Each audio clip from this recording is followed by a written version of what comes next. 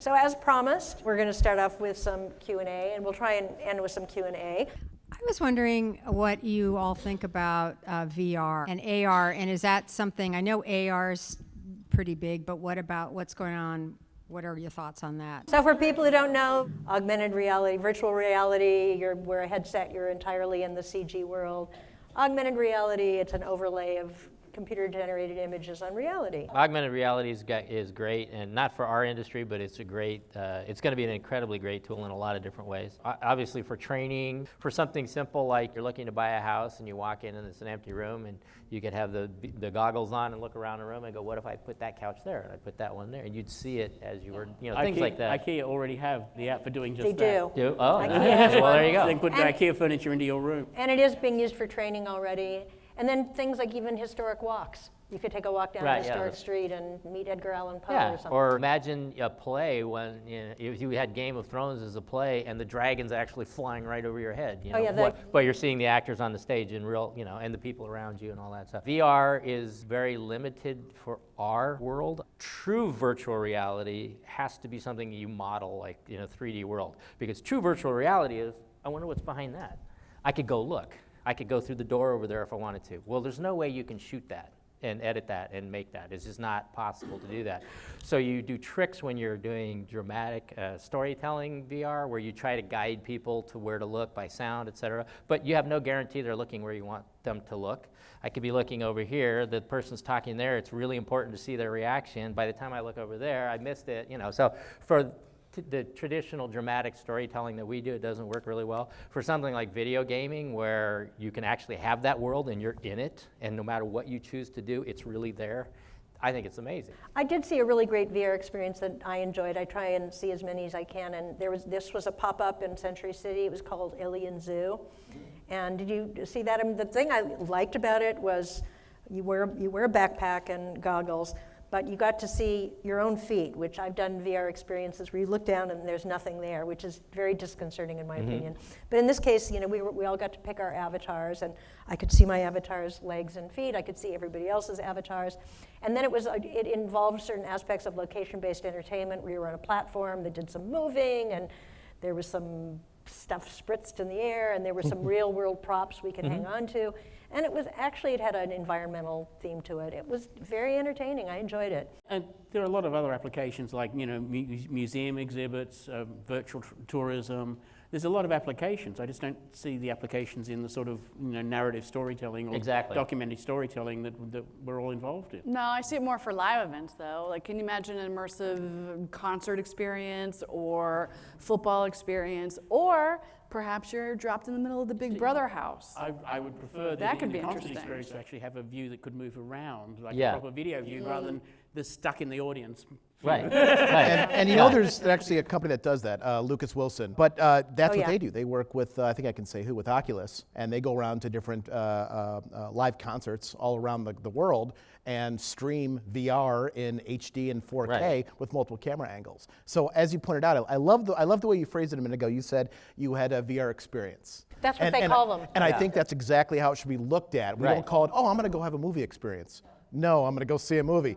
But VR is an experience. It's, that was great. Now on to something else. And it can be quite wonderful. You remember the light shows of the 60s, except this time you're living in the light show, We've had sort of VR things all along, Captain EO was kind of like a VR experience. The little rides that ShowScan would do, and, a little bit, motion simulators with the screen. Everywhere you look, you're seeing what they want you to see. It's going to get more and more sophisticated as time goes on. But meanwhile,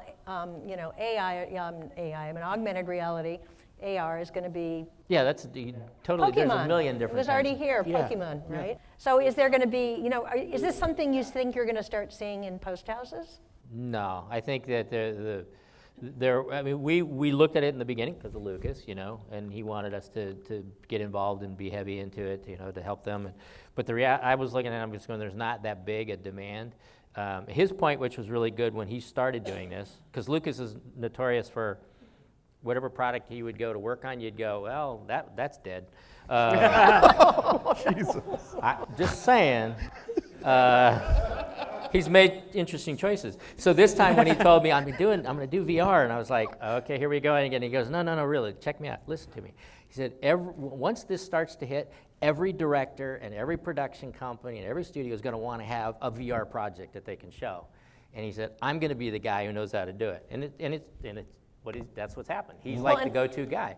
But do you see the companies making 2 or 3 or 5? No, lots of movies do have VR experiences attached to them. Exactly. That So Hollywood it's like has done that. So. Yeah, it's going to be a niche thing. I don't think it's going to be Well, everybody's right now, walking around with it. the headsets are expensive, they're bulky, and blah, blah, blah, and AR is just your phone.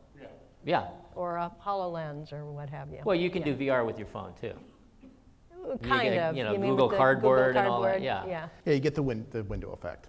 Yeah, and I've actually done some of those Google, New York Times spent a year of doing Google Cardboard VR experiences, and some of them were quite powerful. Mm-hmm. They did the refugee camp, following children in a refugee camp that was very moving. It's not big enough for whole post-VR and AR post-facilities No, and it to doesn't arise. apply to the way that we tell stories and the way that we all work in how we tell stories. I want to direct you to this reaction shot to that, what that person just said. I can't do that in VR. It's just, here you are. Hopefully we can try. I mean, the joke is that it's all, oh, it's VR, this whole world, and everybody, the first time you put it on, you go, oh my God, this is amazing. And after about 20 seconds or 30 seconds, everybody's like this for the rest of the time. Actually, that's true, and I've heard VR people say that people spend the first couple of minutes looking around, Yeah. and then they just And then you're then here. you just And focus so on one all angle. of your editing is to guide the people there. And if you really want to get them to Audio look somewhere cues. else, you make a sound or Audio something. And so then cues, they yeah. look over and you give them enough time. So they look over and now Although you get the reaction. the Alien Zoo one, I mean, they did a really great job of, they had so much going on around you that you did naturally turn to, experience the creatures coming at you. But yeah, you're not doing a whole lot of moving around. And not narrative storytelling, which is Well, it's what too most of dangerous us to do a whole lot have of built moving. our careers on. Well, and that's what I have a little bit of issue with, is that, yes, we're used to the traditional narrative storyline, but when we look at things like Bandersnatch on Netflix, right?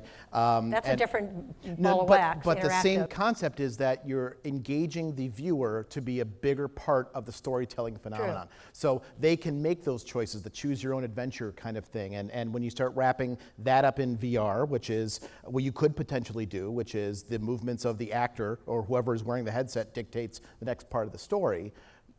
That coupled with something like Bandersnatch, where you're choosing what the next portion is, I think gives a whole new layer to what post could be, because now you're anticipating what the viewer may want to do. But they're in their interactive storytelling, even though it's been tried on and off for On and a on, yeah. gazillion Sure. years, that's in its infancy. Yeah. I mean, although Netflix is committed to doing more children's stuff. I mean, they're both Children's stuff. When they merge, I mean, it's the whole thing. Do you want an interactive experience, or do Right, you want a that's lean back Correct. Is it experience? passive or active? Exactly. Correct. So- Okay. So now we can check that off the list of things we were going to talk about. Yeah. 'Cause we did we answer your question?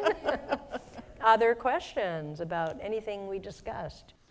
So you were talking about the camera setup on your show. Yeah. I didn't hear you say that there was any 1-inch cameras or VHS, Ha. but you guys are cutting on 6.53. Yes, we are. Okay, wait, that said, I once did a gig at Blumhouse, and they had 5 other movies there, and they said, okay, this is what we're cutting on. I said, they can cut on that. This is what I cut on. But there's a difference between movies and TV shows, series. A movie, you come in, you do one, right? And okay, we're going to put together the workflow, the systems, et cetera, for this. When you're doing a series and you're doing the same thing year after year, you go, it ain't broke, don't fix it, don't mess with it. So until they get to a point where there's enough pain point or some codecs not supported that they really need or something along those lines that justifies the amount of effort and cost, because it's not just, oh, we'll just put a different media composer there. It's all of them. And then do they work with the shared storage? And what new bugs do we find? And how long does it take to work through all of that? I mean, there's a lot that goes into switching, not just one. They're not which is called a long way growing up to that. pleasures. Yeah, exactly. So, And so, what's the you know, return? but as an editor, I have to grow. And I'm sorry if my new software makes me do things I don't like. In fact, I was on email with Michael yesterday because I did a pan scan for a movie because I was the only one left standing after it was all done. And somebody came over, it's like, somebody's got to do the pan scan, Ed. And so then, while you're at it, why don't you take care of all the deliverables? Well, that's the trend we're talking about. Oh, we have another question. That wasn't a question. Yeah, it was a statement. I was waiting for a response. Yeah, I was going to ask you what your question was, but. In the business world, there was development and there was operations. There were two separate fields of expertise. This is changing because of things that have physical value are difficult to manage, and the more it moves digital, the cheaper it is, the easier it is, the more democratized it is. That's literally the trend that's happening in our industry. My bold statement is I think that post-production has to move more in a DevOps direction. I think we have to start developing software and hardware systems that are made to be upgraded the moment they're released, and made to have changes while the system is running without having to stop everything and start over. And I'd like you guys to discuss my idea of DevOps for post-production. Well, I mean, isn't that's the whole benefit of, one of the benefits of software as a service is it does get updated continuously. Yeah, and there are still problems with it even when you do that. Right, but, Yeah. so how, in other words, would you expect the facilities then to do their own software development and? Well, there's different models. You look at Bebop, you have a cloud-based model where the DevOps happens on the cloud.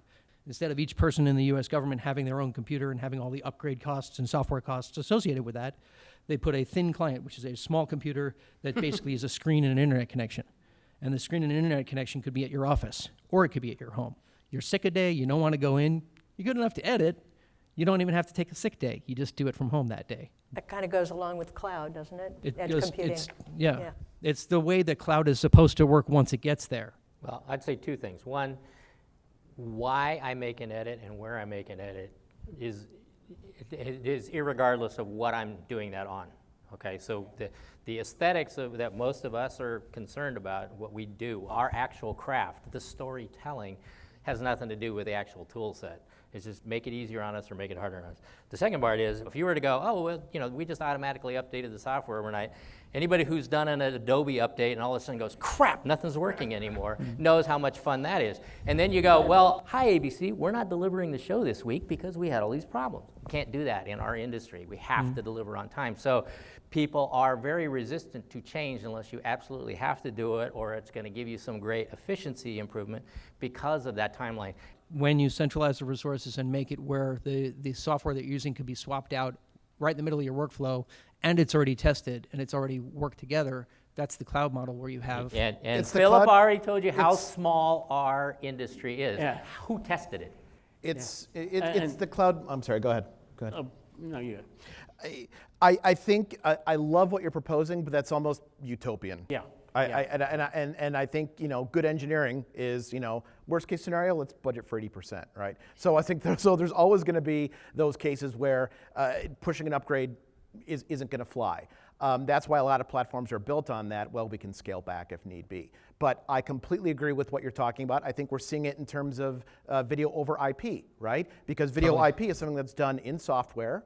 It's something that can be done over our existing pipes. It's something that when 5G is finally out here in another year and a half or so, it gets away from those physical boundaries. And I think that plays right into what you're talking about. And quite frankly, that's why I am where I am now, because I believe that to be the future. Unfortunately, we're in an industry that, everyone here makes their livelihood on the tools that they know like the back of their hand, and risk averse, which I don't blame you. No one wants to lose work. No one wants to lose their money. But I think there's also another component of the companies that are driving our industry right now are still the ones that make physical hardware, right? I'm not going to talk about this camera manufacturer, that camera manufacturer, but that's how they make their money, right? They make their money off TVs and cameras. So trying to move off of that is going to be difficult while those players are still calling the shots.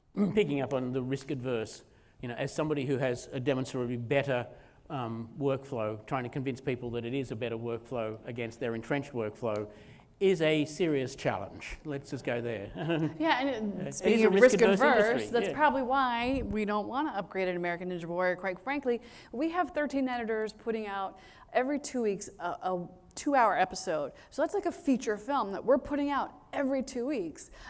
We don't have time for downtime. I barely have time to take a lunch break most days. So for us to have any kind of hiccups, that would just be detrimental to the whole workflow. But if you look at the big picture, the MPAA just released a report on the state of the industry, and this is the first year that subscriptions to over-the-top streaming services exceeded new subscriptions to cable.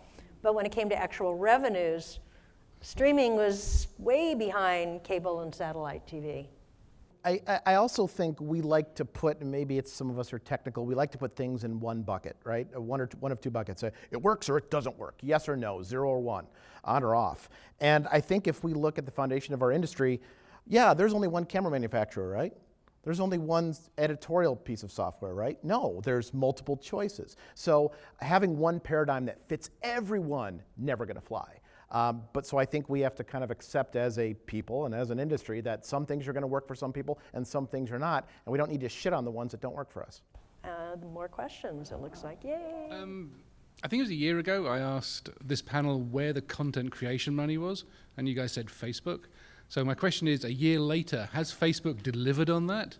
And if not, where is the current content creation money? Netflix. Well, you saw what happened last year, right? When the bubble burst and Facebook's actual metrics came out, and it was found out that their numbers were massively inflated between viewers that were under 5 seconds and viewers that were longer. It was completely inflated, and so all the marketers and all the folks who said, "You make your money on Facebook," completely garbage. Did you see the Saturday Night Live skit on Netflix? We all saw that, right? Yes. Where the people come in to pitch an idea and they get 2 words out and the Netflix guy just Throws money at them. Throws money at them. Netflix. Well, at one of the conferences, I think we both have been at, Netflix actually vets scripts by AI. Mm-hmm. You know, the human still makes the decision, but they vet the AI, the machine, has been shown scripts that were successful and worked out and can work out which scripts are more likely to be successful than which other scripts are more likely to be successful within Netflix. And don't forget, Apple is also entering now Yes. the streaming world. Apple is going to be, and then Disney also. I wrote a blog Disney's post about gonna be a 8 big years one. ago why Apple should get into the content creation market. here So they are. that is really behind the times. I know, and don't forget YouTube, of course. Yes, of YouTube, of course. Yeah, and AT&T, Warner Brothers. Yeah. Quite frankly, I'd be putting my money on YouTube. Actually, I just read an interesting stat yesterday that most people are spending 40 minutes a day, I think was a stat, watching YouTube. And most YouTube videos are 10 minutes long, so you're watching 4 videos a day. That reach is just incredible because when you're looking at Netflix or these, other VOD platforms, it's following the traditional episodic, right? 22 minutes or an hour or 48 minutes, whatever. So I think YouTube is going to be the place to go because that's still where the, dare I say, the younger generation is getting their content. Whereas we've read reports that folks are, mass exodus from Twitter and mass exodus from Facebook because my parents are on there. Right? But YouTube is a place where people are still going and people are still making content for.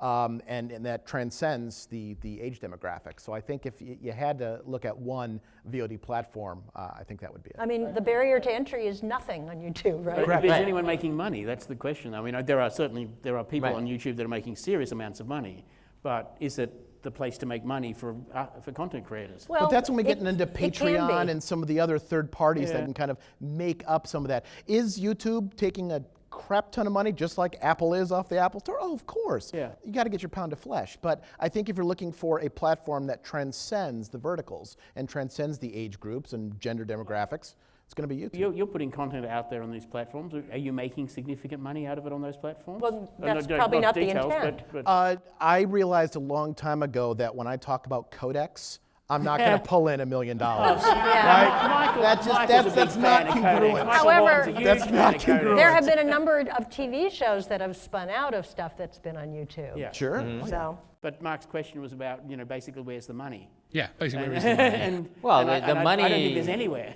Well, in YouTube, the money is you get a big following, and then you Advertisers. you're Yeah. just not the ads because everybody hates seeing the ads, but it's in your content. Right, Your or sponsored sponsor- content. sponsor- I will Sponsorship. say I completed just the beginning of this year, a 9-episode pilot I worked on for a private company that was a spec project. So if you want to talk about where's money coming from, it was a fertilizer company that specialized in fertilizer for cannabis. Oh, how funny. Called Advanced Nutrients in the show. I don't know if I can say the name of the show, but it's cannabis-based. It's CBD and THC products, that kind of thing. And there's a competition element involved. But they paid for all 9 episodes to be shot, edited, everything without a buyer. They were like, well, if it's good, yeah, well, maybe we'll put it on YouTube. Well, they really liked it, so now they're shopping it around. But that's the first time that's ever happened to me, and that's unusual. Everything old is new again. Thin clients. I mean, basically, mainframe thin client was the model before we had personal computers. Right. And sponsored content. I mean, tractor soap companies. opera. And exactly. soap operas. But industrials, what we called industrials back in, 16mm industrials were sponsored by companies who brought in huge budgets. This other company has a full-time, they're only a small company, about 15 people, but they have one person full-time creating content, marketing content, background content, 12 days of Christmas content. So they're making content as part of as driving their marketing, and I think there's a lot of money in this area. Absolutely. And Philip, you hit the nail on the head, because this industry, believe it or not, we're great at post, but we suck at production. And the amount of marketing videos for technology in post that suck. It's unreal. And that brings up another point. So the person who you're talking about, that what they do is fantastic. Another way that you make a good deal of money off YouTube is if you have a niche market, is going to the people who want to reach that niche market and say, look, you pay me X amount of money, I'm then going to use that for production and post-production and then pay for AdWords. Done. And you just print money. In a country many miles away and many years ago, I was in a production company and we had downtime, as one does. So we turned that downtime into producing a series of quite dull training videos. I mean, actually, they weren't dull because I made them interesting. Because you were in them. No, I wasn't in them, but I wrote them interestingly. It was a niche product that we knew there were 76 colleges in the country that would buy this. Never sold less than 50 of them. And we could produce it for, overheads were low. You paid the actor, the venue was already covered by partners, and we would sell, 75, 70, 60 at about $200 each, and make $6,000, $9,000 per show every couple of months. So it augmented the downtime, but it's passive income. Once those are made, they continue to generate revenue for years to come. It's the lovely thing about the software business, actually. It's both the good and the bad side of democratization. I mean, the good side is anybody can make whatever they want. The bad side is anybody can anybody can make whatever they want. Yeah. But owning some content. Find a niche that you can produce content for. I say it's a little bit dark, but support content for people with diseases is actually quite a big market, because somebody wants, gets diagnosed, they want to know where the support is, they want to know how they're going to, what their future is going to be, and so they videos in that market are actually very popular. Hi. Another question. I have potentially an embarrassing question, because it's about 2 products I could swear I saw one time. It could have been on a drug trip or I don't know what, but one is you make somebody say anything you want. Yes, that exists. Sensei, I think. I want to hear, is it going to be released and make our has news situation even worse than it is now? Still technology? And what about automatic assembly edit software? Okay, so 2 separate questions. AI software that does an and assembly. these are both subjects we were going to touch on. Yeah, the first Adobe's one related is to both of them. And Adobe's related to both of them. Yeah, Adobe did have, but Avid had that. I remember the first time in the Whisper Suite back in 2000, I saw Fluid Morph, and I was like, oh my God, we're in deep trouble, because now you don't know. Traditionally, you knew you're either going to see a jump cut or you're going to see a cutaway, so you could go, they might have pulled up that bite. We don't know if that's true or if that's what the person really said. But with Fluid Morph, all of a sudden it's like, oh my God, I can make it look like anything. And of course now it's gone much, much further than that, which was one of the subjects at the HPA Tech when I Retreat. I teach that effect. When I first saw Sensei, my very first thought was, they're saying, isn't this fabulous? And I'm thinking, no, this is horrible. There are technologies that already exist where you can get about 20 minutes sample of somebody's voice and then you can type in any word, any phrase, anything that you want them to say. And they will say it. And if you get a bigger sample with video, you can make the face morph as well. Go on YouTube and look for Jordan Peele's Obama clip. Right, yes. And that will scare the pants off you. Yeah. So they're called deep fakes, and they first appeared on the internet as fake porn, and And the if you software if you don't think this is scary, and this is relatively new, but if you don't think this is scary, just flash back 3 years and go. You hear this recording of Trump, but it's only a recording, right? Because he's in a truck talking about all this stuff with women. Now he could say they faked that, and you can't prove it. Right. Well, there are people working on ways of finding out if you can prove it, and some of those tools might end up in post houses. What about the assembly software? Yeah, that I don't. I will speak to that one because I've been working on it for a very long time. Back in 2008, we produced a piece of software called First Cuts. It was originally going to be called the Assistant Editor, but that didn't Google very well. Not a lot of cut through with that. But First Cuts required a lot of metadata. It wasn't artificial intelligence, it was a knowledge system, if you wanted the technical term. We essentially modeled the way I would cut a non-scripted piece and reduce those to 30, 40, 50 rules of thumb.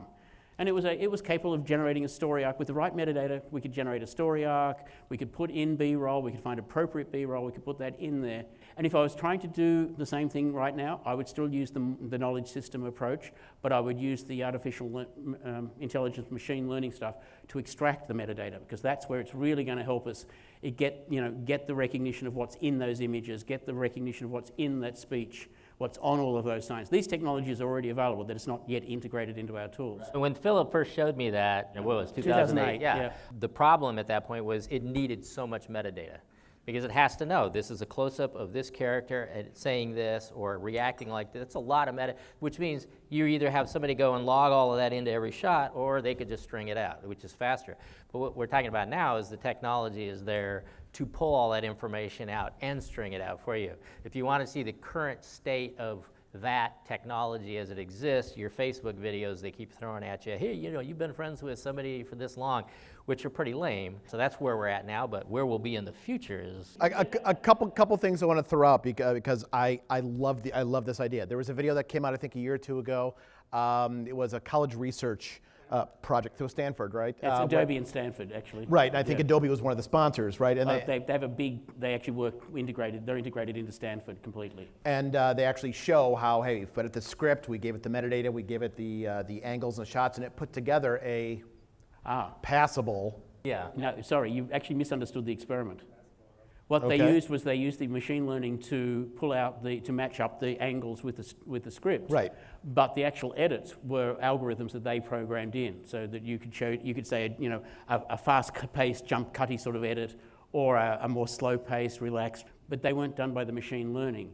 They were done by an algorithm. The machine learning pulled the metadata out and aligned the media and did all that. But the editing part of it was still done by a human creating an algorithm. I mean, right now there's absolutely no reason why we couldn't do an automatic assemble of all the takes to a script with multicam or auditions in there. Okay, you've saved the first 2 days of the edit. But the real editing starts after you've got it assembled a script, and you try and make it into something that that's the next 3 months of your life. That's not the part that I'm looking at. What I'm looking at, and I think, Terry, you've brought this up a few times, which is, hey, we introduced all this automation, all this machine learning and AI in the edit, and then what's going to happen to our jobs, and what are the assistants going to do? And what I look at it is, there's always been more jobs for assistants to do, right? As technology has progressed, there's more to do in the edit bay, there's more to do for the assistants. So if we introduce machine learning and AI to do those auto assemblies, well, that frees up 2 days for the assistant to do a ton of other things, which are going to come as a result of this newer technology. So I, for one, welcome our AI overlords. I have no issue with that, and I'm actually actively looking forward to Adobe rolling it in at some point, to Avid licensing it and doing it at some point. I'm really anxious. We also have to say that people use the words machine learning and AI interchangeably. They're not really interchangeable. They're two different things. I mean, I think the thing that actually happens with deep fakes is something called self-learning, where the machine teaches. It challenges itself. A generator and a kind of an editor, and it challenges itself and teaches itself. But we're in the baby step days of all that stuff. So is anybody here afraid? Just one more clarification, though. So Adobe is the leader in this area right at the moment?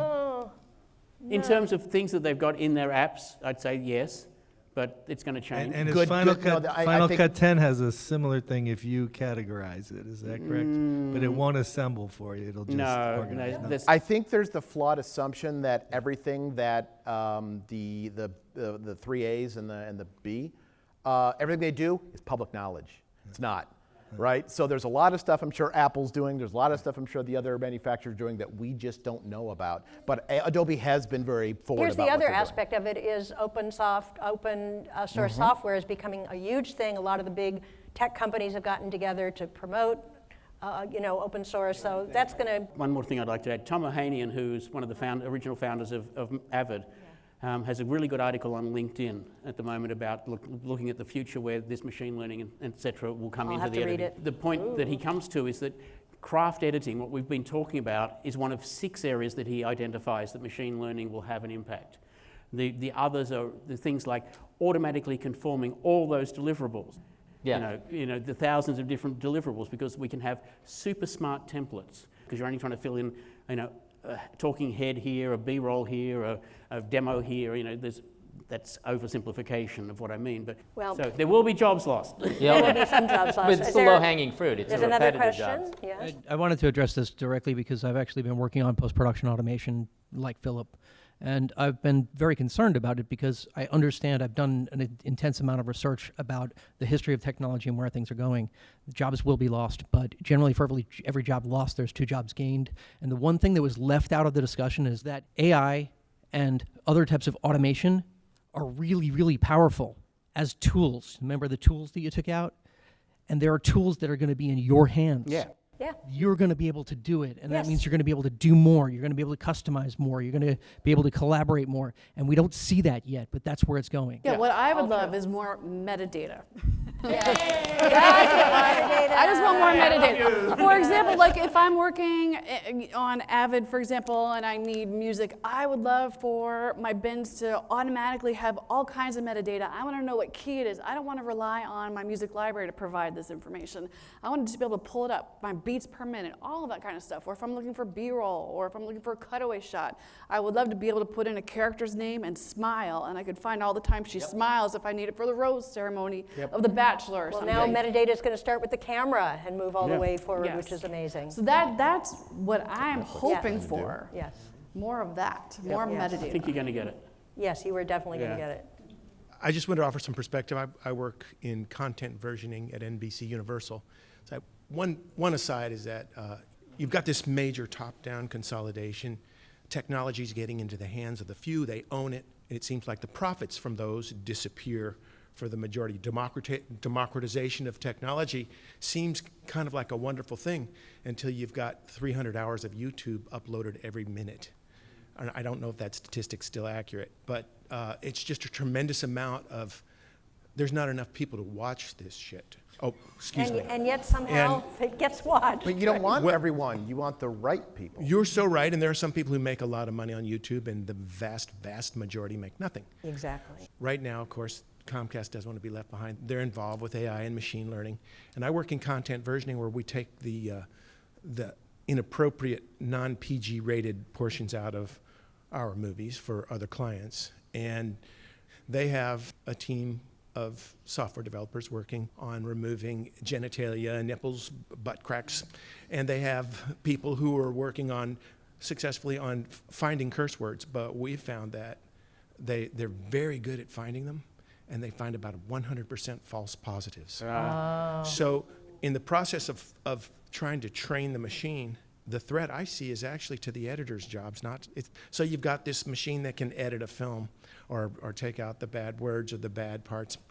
But so much prep goes into it. It's basically taking what we call the creative job and replacing it with a job that's repetitive. It's mechanical and it's boring.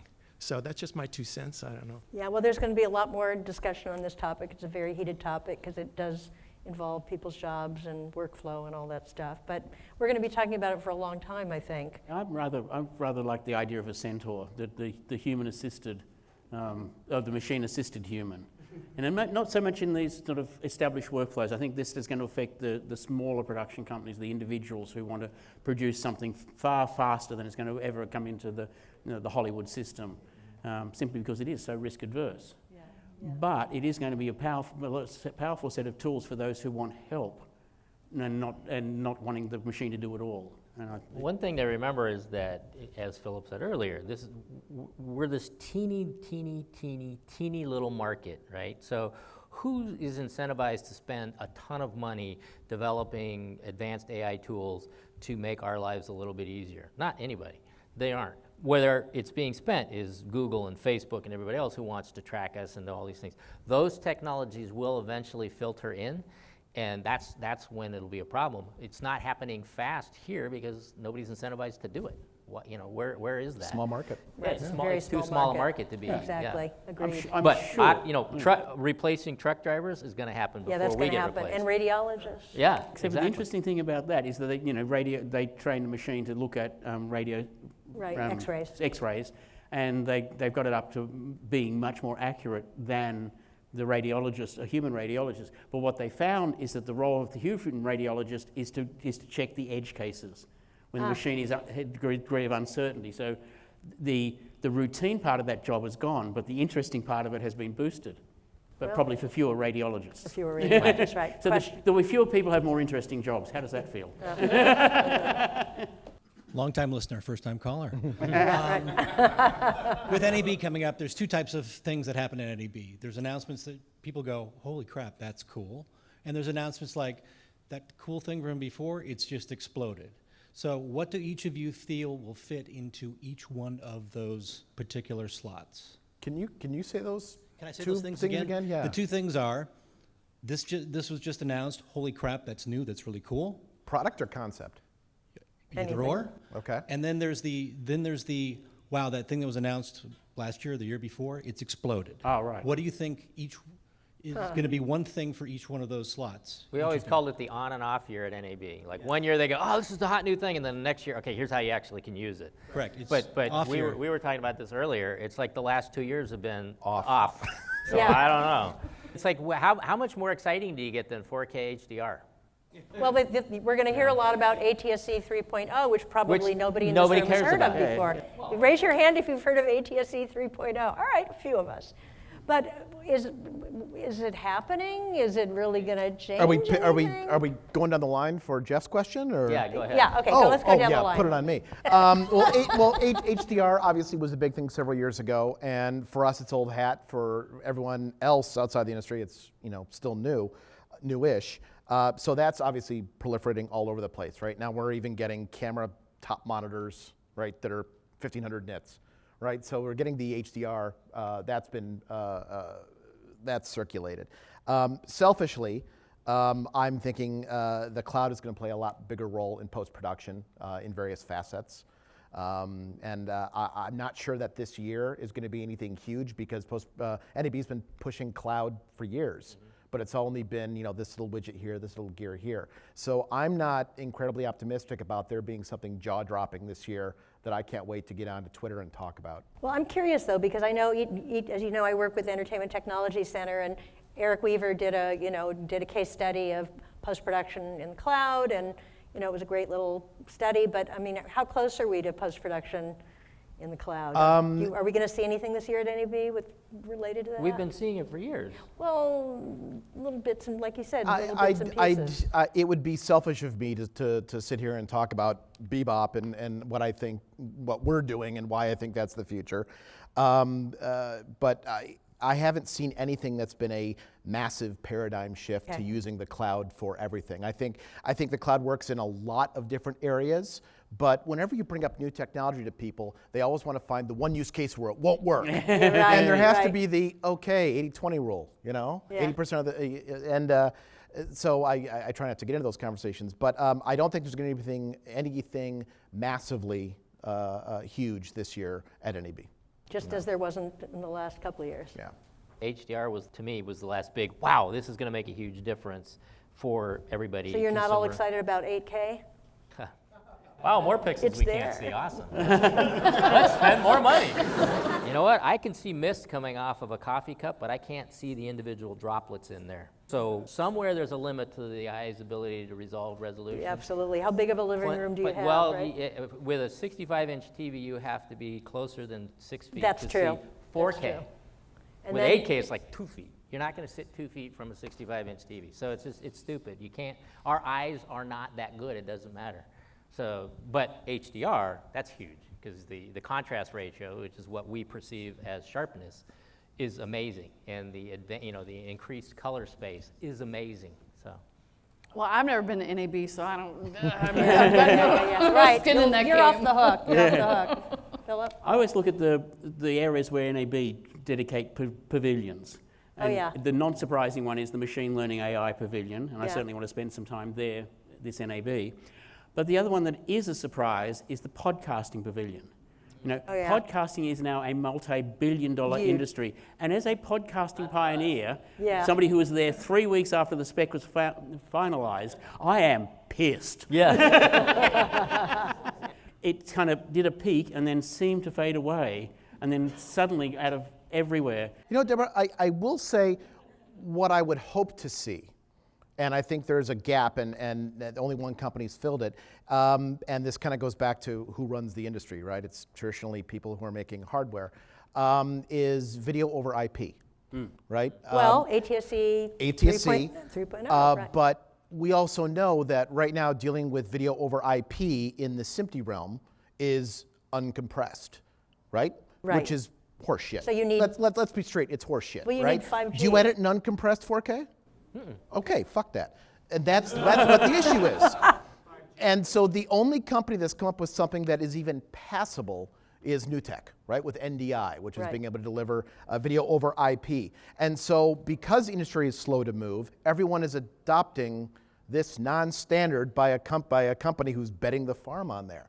And I'm really surprised that no one else has come out with something to even approach that level. Well, that's why for me, the ATSC 3.0 is kind of like, what is it? Is it a magic It's everything. trick? Yeah, it's everything, but yeah. it's like this is what broadcasters are doing, but hello, where are you doing it? Where is it happening? It seems to exist and not exist, just like quantum computing. Yes. Right? This is the show. If there's any show where they're going to push ATSC 3.0, it'll be NAB. But Well, where though? I mean, if we look at the but where? demographics of this room, who here's been NAB? A lot Yeah, of some people. How many of you venture outside of South Hall? Yeah. Good portion. His hand's gonna be up the whole time. Normally the ATSC stuff I see are going to be North Hall, Yeah. or maybe Central to some extent. South Hall has been The very creative tools, post-production yeah. centric, Yes. where ATSC is like, we prepare media for broadcast. We don't actually broadcast. Well, you might have to get out of South Hall then to see what's going on. in No, that that's my space. comfort zone. That's my people. All right, all right. But I'm happy to say out of the MPAA report something that is not only dead, but has had nails smashed into it, 3D. They said 3D numbers are below 2014 numbers. I mean, it's like going down. Boy, I didn't see that Thanks, coming. How's it doing in China? Yeah, well, I don't know if it's that big a Thanks, deal anymore. Lucas. I don't know. I don't know. I'm perfectly I always happy. saw 3D as another way for us to be more immersed in the story. And so, and Terry will, I see he's smiling, because I was a proponent of 3D because it was something more, right? It's like you know, you get a piece of pumpkin pie and, ooh, whipped cream, right? It's the whipped cream. It makes it a little bit better. And unfortunately, the whipped cream not everyone likes. So, you know, we have to wait till something else is more immersive, which is where VR comes into play. Right. And I think we're all clamoring for a deeper experience. And right now, HDR is, I think, the only way that's Yeah, you get really doing that. HDR and you HDR get is Dolby wonderful, audio, you know, Atmos. That's pretty darn I think immersive. we should look at displays might be interesting at, you know, HDR capable displays. There really aren't that many of them. And then, you know, they have that emissive display over at the Winnetka Theater that's so amazing. I don't know if we're going to see any of those at NAB, but there might be something interesting in displays at this Well, show. Sony's going to be showing their replacement for their $35,000 The 4K 4 or HDR 5-year-old X300. Right. Yeah, which is, and they made the mistake at the HPA Tech Retreat of having them both side by side, because the new one is not OLED.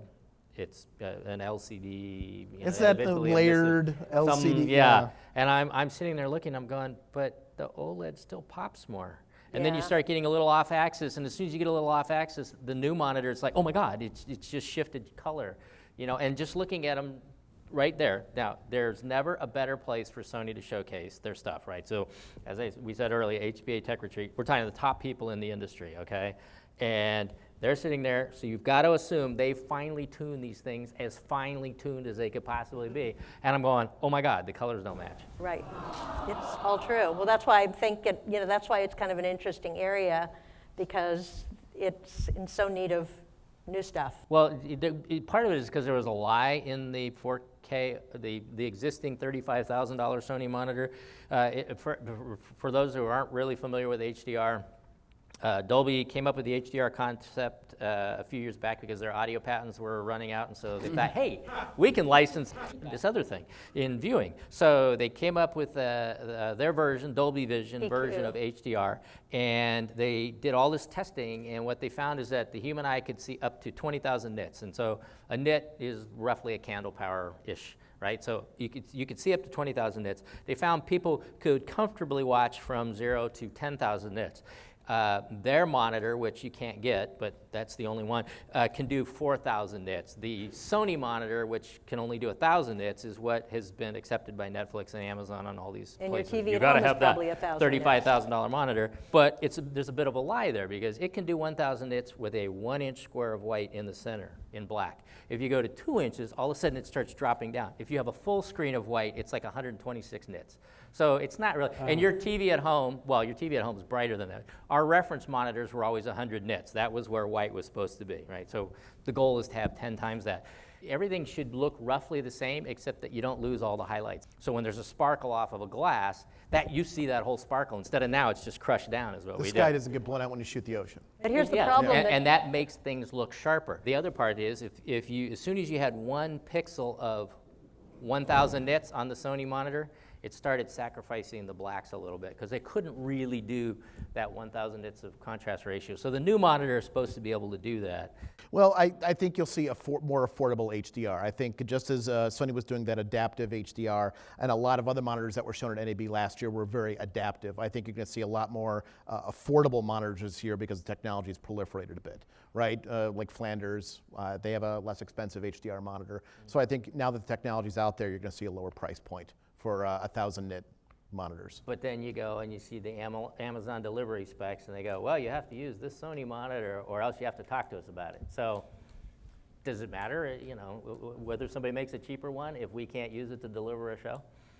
Good point. Are there any other questions? You had a question. Do you want to go up? No, what I had heard, this went back to the content creation. I heard a lot of people talking about Instagram as a new place for video, and that was a really up and coming. 1 minute. 1 minute? 1 minute. Well, it is a popular, it's owned by Facebook. It's all the young people are on it. Yeah. Well, we put videos on. We take editors' lounges now and go back and we find clips. Do you but do we have stories to, or we you have do to the pull out feed? something that's less than a minute to put up because you can't post it if it's over a minute. So it's like.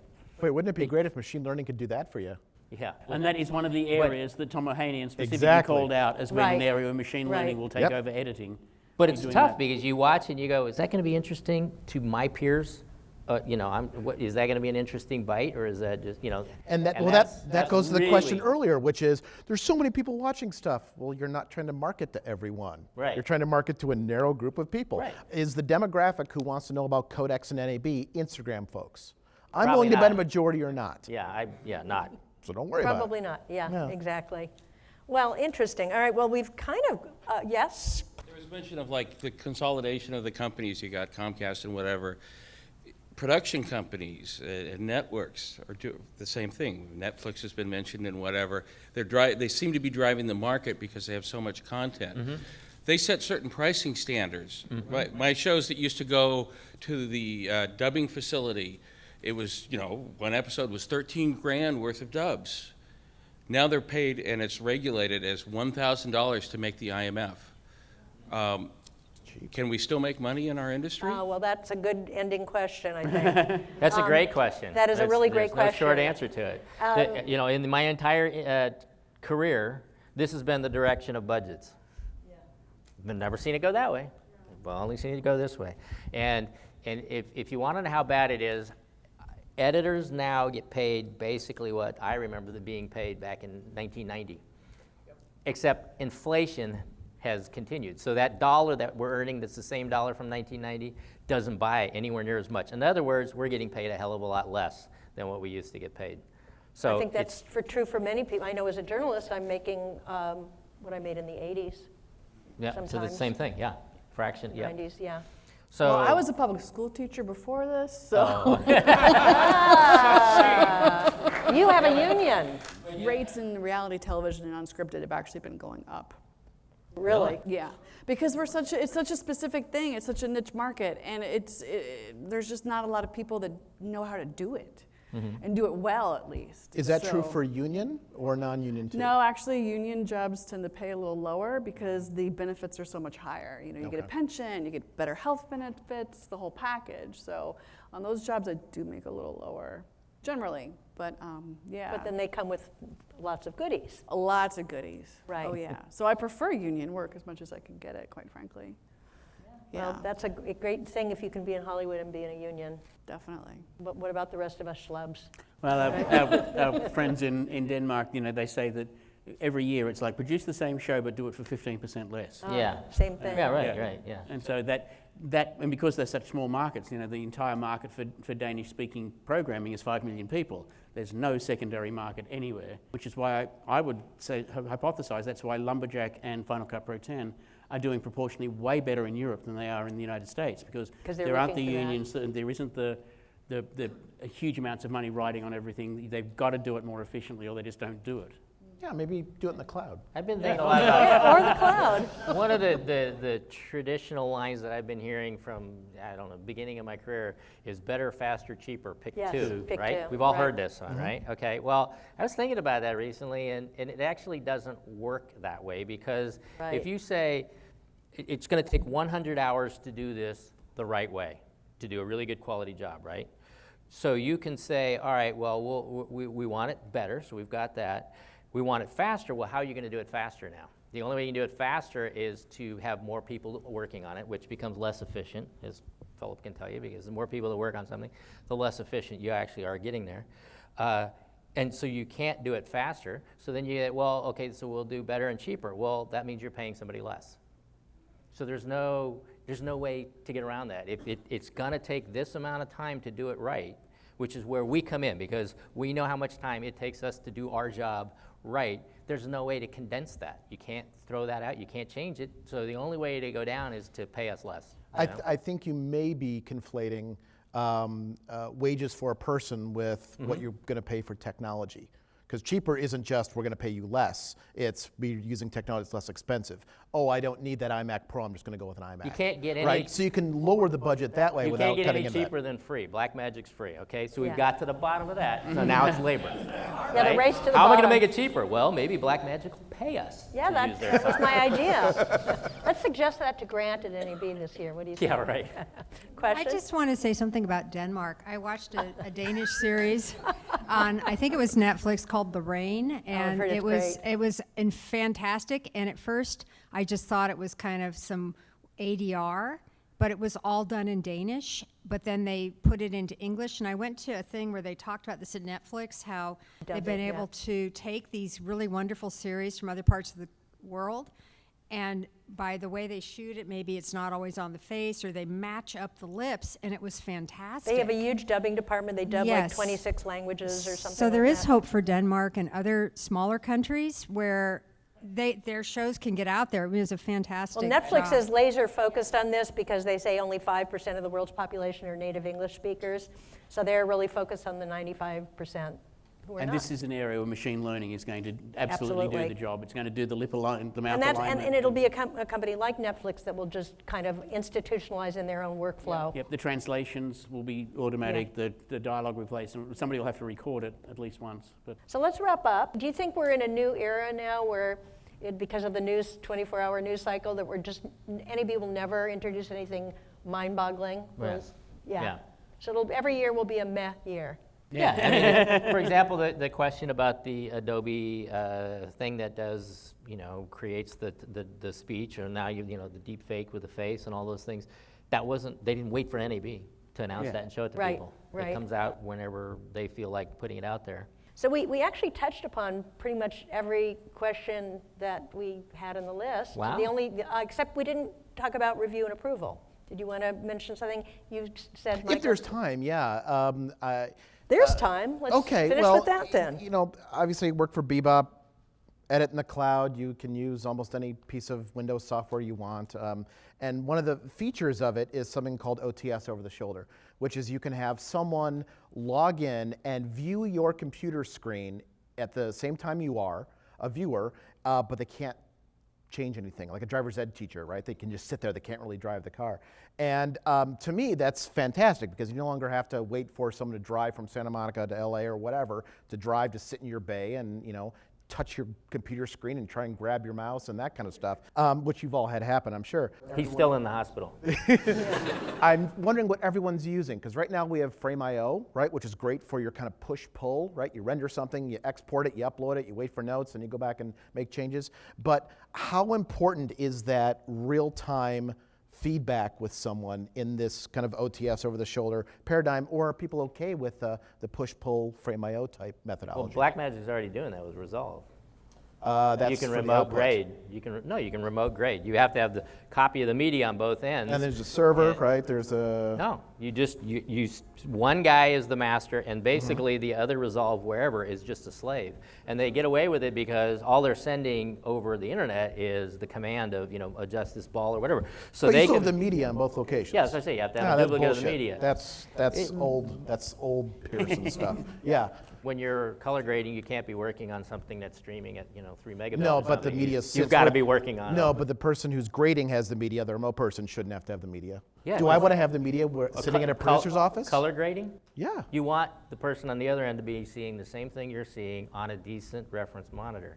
That's why served up, Yeah. not super compressed. Correct. So that, And lots of companies are doing that. Okay, yeah. SohoNet has Clearview Flex. There's How much does that SohoNet connection cost you per month? Is it optimal for $1 million films? No, but not everyone's doing $1 million films. No, it would be easier on a budget of $1 million film to do it. When you start having to have that high bandwidth throughput to do that. If I have 30 terabytes here, I'm not going to say, you know what, for you to view this, you have to have 30 terabytes too. That's bullshit. The paradigm If you've got 30 terabytes, 30 how long terabytes did it costs take you to nothing. upload that to the cloud? Compared. Yeah. That's a great point, but how much time did you save rendering, working on multiple VMs at the same time, and delivering from the cloud instead of downloading and then uploading again? This is all going to be resolved by 5G. which 2020. According to my Q2 watch. 2020. Q2 2020, we'll look into that. I'm not so sure. I don't have 2020 vision. Wow. Dad Very jokes. good. So many dad jokes. And on that bad joke, thank you guys so much. Thank you, Mary, Thank for you, joining us Debra. for the first time. Thank you. Thank you for And joining us. as Norm would say, thank you all for coming out. Thank you for coming out. See you next year.